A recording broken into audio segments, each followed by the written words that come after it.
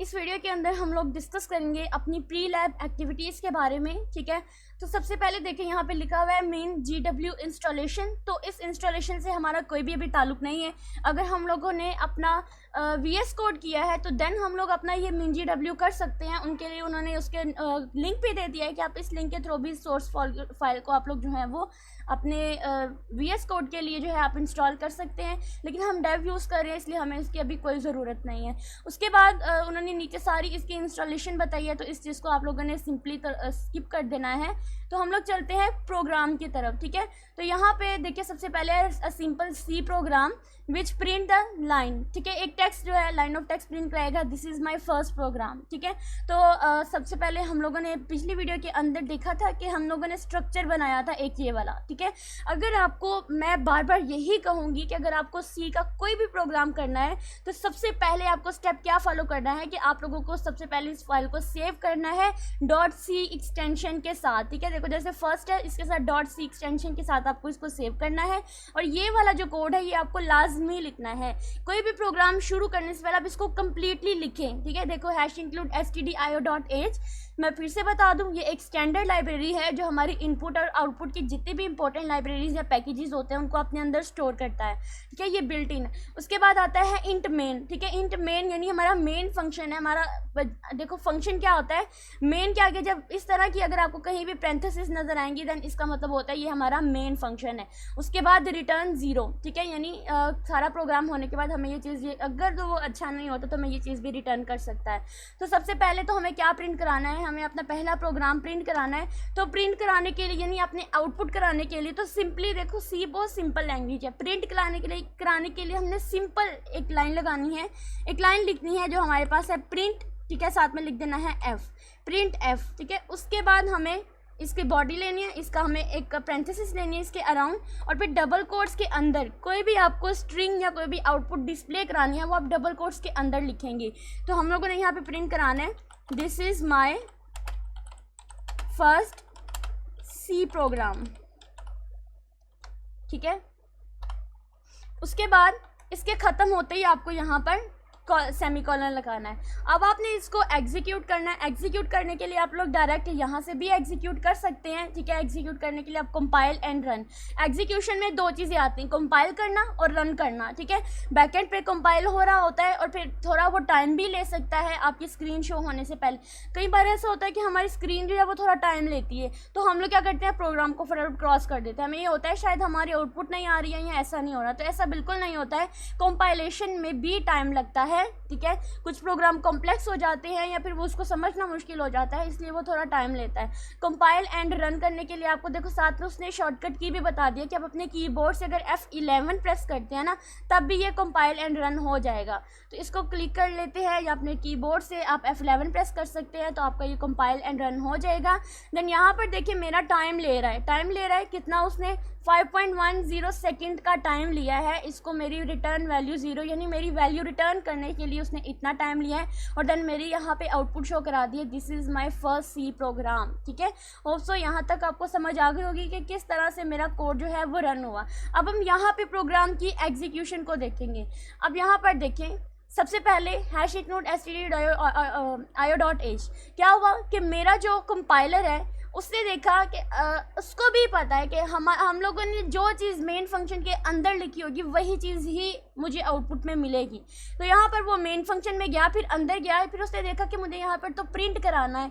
ठीक है, तो प्रिंट कराने के लिए उसने इस लाइन ऑफ कोड को या इस लाइन ऑफ टेक्स्ट को या इस टेक्स्ट को उसने क्या कर दिया कि मेरे पास जो है वो प्रिंट कराकर मुझे this is my first C program जो है वो प्रिंट कराकर दे दिया। तो इस तरह से हमारे प्रोग्राम सीक्वेंस के साथ जो है वो एग्जीक्यूट करता है। नेक्स्ट हम लोग जब प्रोग्राम करते जाएंगे ना तो तब आप लोगों को ज़्यादा अच्छे से अंदाज़ा होता जाएगा।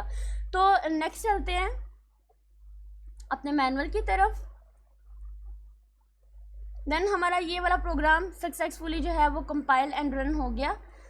नेक्स्ट हमारे पास है comment.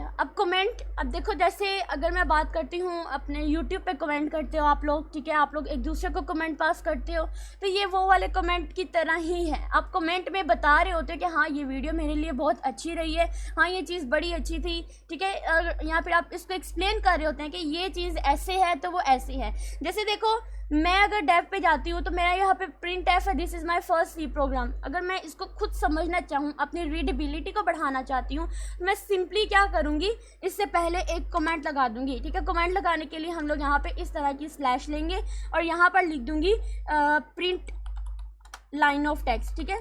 Print line of text जो है उसने मुझे प्रिंट करा कर दे दी। अब देखो यहाँ पर ये इटैलिक फॉर्म में आ गया। अब मैं जब अपने प्रोग्राम को रन करूँगी तो आप लोग सोचोगे कि क्या ये लाइन भी हमारे प्रोग्राम में आएगी, तो ये लाइन बिल्कुल भी हमारे प्रोग्राम में नहीं आएगी। कमेंट जो है वो इसकी एग्जीक्यूशन में कोई भी हाथ नहीं रखता है, ठीक है। कमेंट सिर्फ और सिर्फ हमारी अपनी आसानी के लिए ही हम लोग इसके अंदर ऐड करते हैं।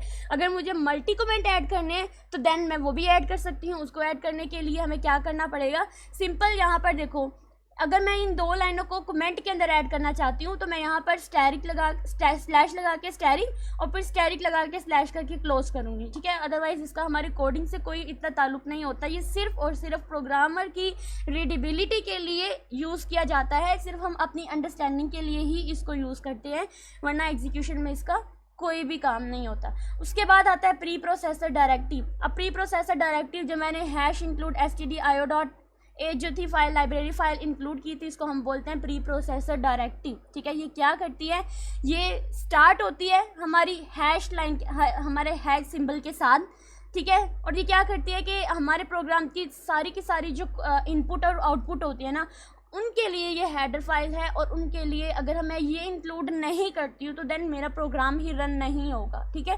आप क्या करें, प्रोग्राम से #include std.h जो है इसको हटाकर देख ले, आपका प्रोग्राम बिल्कुल भी रन नहीं होगा।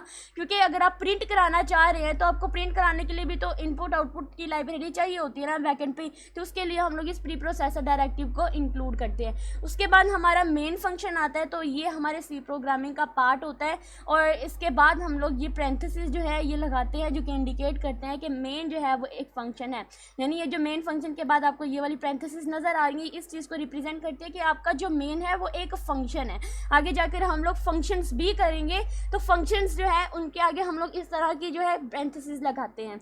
और इसके बाद ये जो ब्रैकेट्स हैं ये शो कराते हैं कि ये हमारी बॉडी है, ठीक है। और यहाँ पर एक इंपॉर्टेंट लाइन लिखी हुई है कि execution of every programme begin at the main function. तो हमारे प्रोग्राम की जितनी भी एग्जीक्यूशन है वो हमारे मेन फंक्शन से ही स्टार्ट होती है, ठीक है।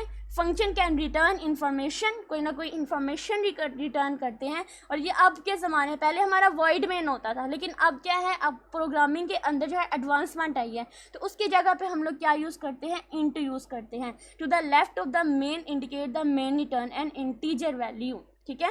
उसके बाद हमारे पास एस्केप सीक्वेंसेस आते हैं जिसमें हम लोग बैकस्लैश यूज़ करते हैं। तो जब हम अपने कोड करेंगे ना, इसको तभी हम समझेंगे। बस इतना समझ लें कि ये एक ऐसे करैक्टर होते हैं, कोई ना कोई एस्केप करैक्टर स्ट्रिंग की फॉर्म में होते हैं, ठीक है। इसको हमने /n लगाना है तो हमें इसको डबल कोट्स के अंदर लिखना पड़ेगा, क्योंकि ये स्ट्रिंग फॉर्मेट में होते हैं, कुछ स्पेशल करैक्टर्स होते हैं, ठीक है। जैसे /n लगाऊंगी तो move cursor to the begin to the next line, ठीक है। जैसे अगर मैं यहाँ पर आपको यहीं पर दिखा देती हूँ, अगर मैं चाहती हूँ कि प्रोग्राम नेक्स्ट लाइन में जाए तो मैं सिंपल यहाँ पे / लगाकर n करूँगी, ठीक है। और इसको Ctrl+S करके सेव करके F11 प्रेस करूँगी ताकि मेरा प्रोग्राम की एग्जीक्यूशन हो। देखिए यहाँ पे थोड़ा सा वो टाइम ले रहा है। /n का मतलब होता है नेक्स्ट लाइन। तो मेरा ये जो n के बाद के जो भी कोड है या जो भी आपको लाइन प्रिंट करानी है वो नेक्स्ट लाइन में प्रिंट हो जाएगी। जैसे यहाँ पर देखिए, this is my first C program, यहाँ पर प्रिंट हो गई है, ठीक है। उसके बाद अगर मैं आप लोगों को शो कराती हूँ /t, तो क्या होगा कि वो स्पेस छोड़ देगा, ठीक है, हॉरिजेंटल टैब स्पेस छोड़ देगा। तो हम इसको भी रन करके देख लेते हैं।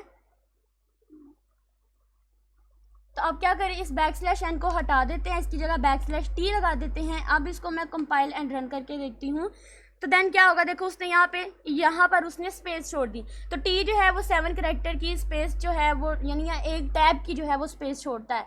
तो इसी तरह से बाकी ये स्टेप सीक्वेंस आप लोगों ने खुद ट्राई करने हैं, अपने // लगाकर देखना है, ठीक है। उसके बाद आप लोगों ने स्लैश लगाकर ये जो स्ट्रिंग फॉर्मेट होता है ना, इसको आप लोगों ने यूज़ करना है। तो आप लोगों के पास जो भी आउटपुट आएगी वो आप लोग खुद ही इस स्टेप सीक्वेंस के थ्रू अंडरस्टैंड कर लेंगे, ठीक है। हम लोगों ने स्टेप सीक्वेंसेस भी पढ़ लिए, फिर हमने एग्जीक्यूशन ऑफ सीक्वेंस प्रोग्राम। अब हम ये वाला प्रोग्राम जो है वो नेक्स्ट वीडियो के अंदर करेंगे, इसको स्टेप बाय स्टेप समझेंगे, इसकी एक लाइन को समझेंगे, इसकी आउटपुट तक इसको कंपाइल एंड रन करके हम लोग इंशाल्लाह देखेंगे नेक्स्ट वीडियो के अंदर। ये वीडियो अच्छी लगी हो वीडियो को लाइक करें और एक छोटा सा कमेंट ज़रूर करके जाएँ, ठीक है, क्योंकि आप लोग लोग अब न्यू हैं तो आप लोगों को मेरे साथ नेक्स्ट सेमेस्टर तक भी चलना पड़ेगा। Thank you.